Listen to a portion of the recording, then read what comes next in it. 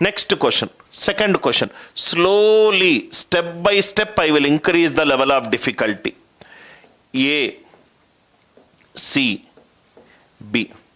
This is 31. Second question. 90 degrees, Y. 31. 31. So what will be the answer? X square minus Y square equivalent to 31 whole square.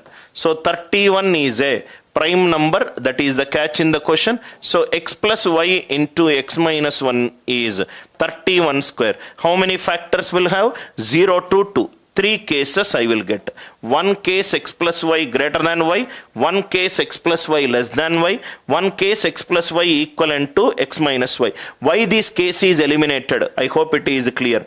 Why this case is eliminated? This case I eliminated because sum of two natural numbers can never be less than their difference. This case is eliminated because y cannot be 0. So answer for this question is 1. Answer for this question is 1. Second one. Third one. Suppose if I take 81, x and y, how many right angled triangles exist with integral side and one side as 81? So x square minus y square equivalent to 81 whole square. 81, whenever you get a composite number, write down as the power of a prime number. So this will become 3 power 4 power 2. 3 power 8. 8 means 9 cases. 9 will have 4 here, 4 here and 1 case where all of them are equal.